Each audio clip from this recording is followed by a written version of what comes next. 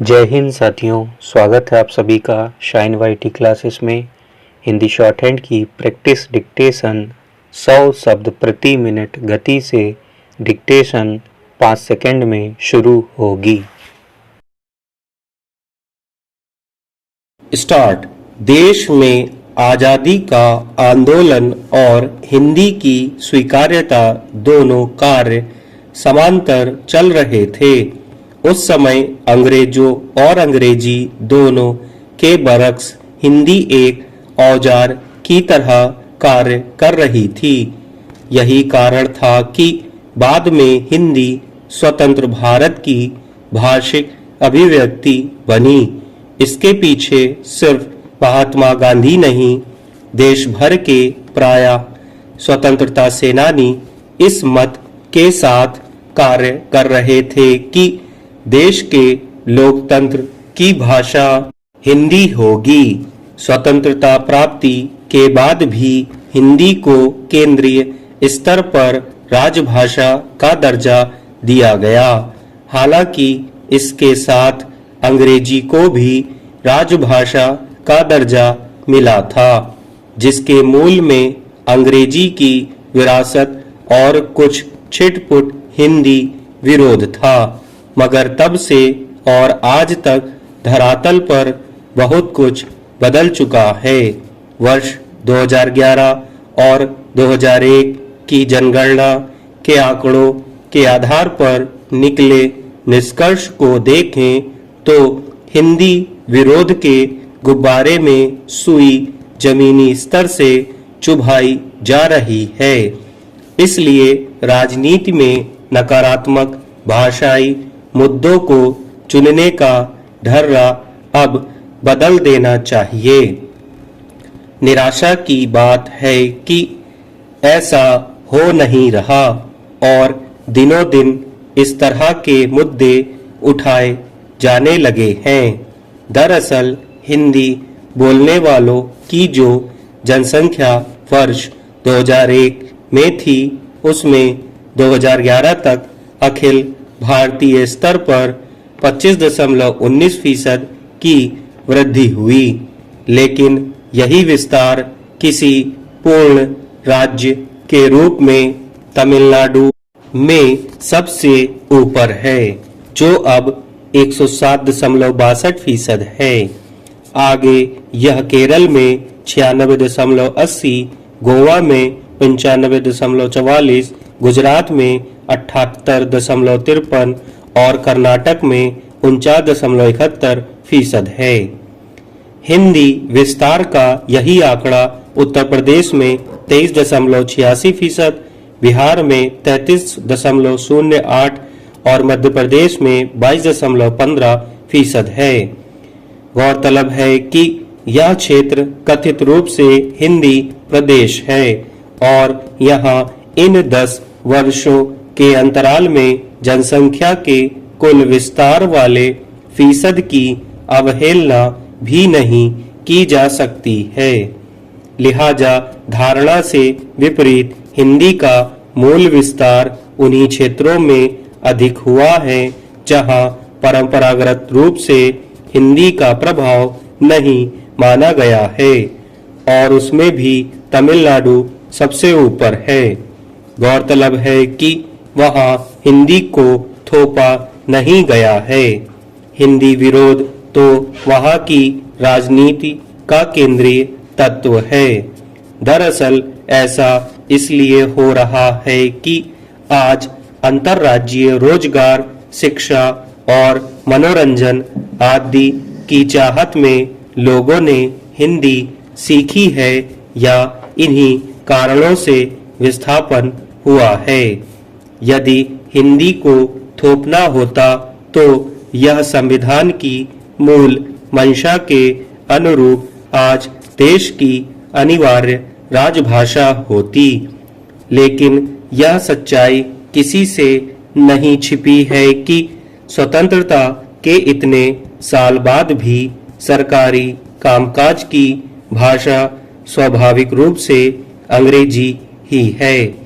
जाहिर है कि हिंदी अपनी जमीन से आगे बढ़ रही है। ऊपर से थोपी नहीं गई है। इस क्रम में हिंदी को लेकर कुछ बने बनाए भ्रम से निकल जाए तो अच्छा होगा। सर्वप्रथम तो यही कि हिंदी पट्टी जैसी कोई चीज वास्तविक धरातल पर नहीं है।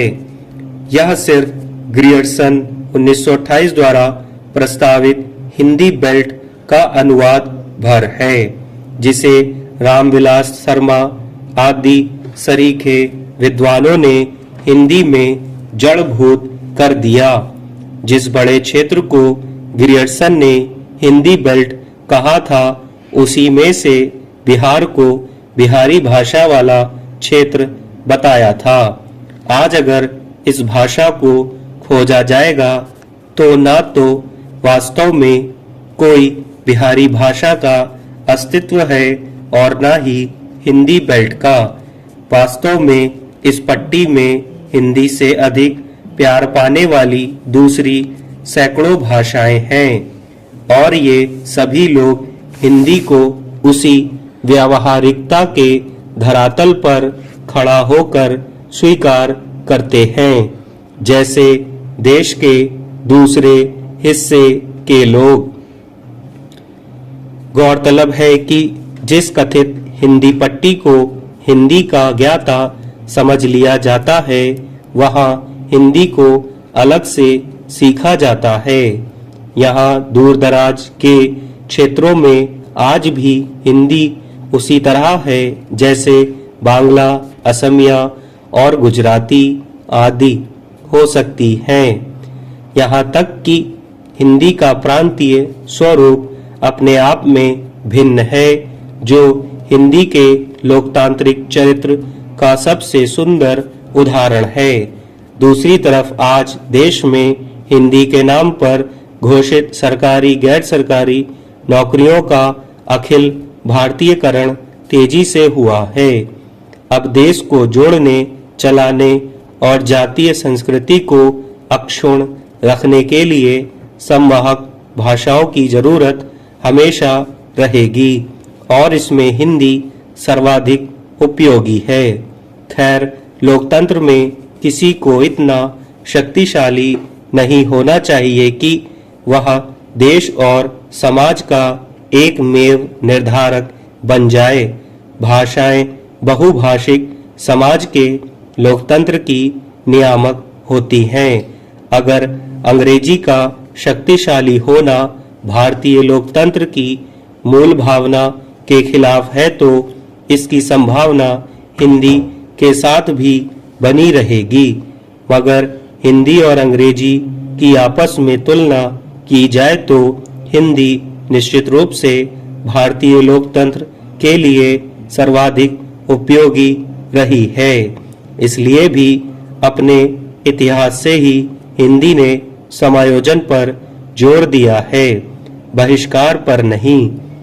यही कारण है कि इसमें अरबी, फारसी, उर्दू और अंग्रेजी आदि के सैकड़ों शब्द सहज स्वीकृत हैं और यही इसकी शक्ति है जिससे इसने अपना रास्ता खुद बनाया है और आगे भी बनाएगी तथा भारतीय बहुभाषिकता के मूल चरित्र की रक्षा करेगी, जिसमें देश की सभी भाषाएं शामिल हैं। इसका सबसे बड़ा उदाहरण आज भोजपुरी को लेकर देखा जा सकता है। हैरत की बात है कि सरकार ने आज तक इसे 8वीं अनुसूची में शामिल करने लायक नहीं समझा, लेकिन गूगल ने इसमें मशीनी अनुवाद को विकसित कर दिया है। इधर डिजिटल मीडिया को लेकर फिक्की द्वारा किए गए एक अध्ययन में पाया गया है कि वर्ष 2023 में टीवी के दर्शक के रूप में भोजपुरी भाषी न सिर्फ अंग्रेजी, बांग्ला, उड़िया, मलयालम से कई गुना आगे हैं, बल्कि पंजाबी, तेलुगु, मराठी और तमिल के बराबर हैं। इसका संगीत, फिल्म उद्योग और डिजिटल मीडिया के माध्यम से लगातार आगे बढ़ रहा है। इसमें देश के सभी भाषा भाषियों के लिए रोजगार के अवसर पैदा हुए हैं। हिंदी के पास ना तो आज शास्त्रीयता के दर्जे की हकदारी है और ना ही वह कतार में खड़ी है।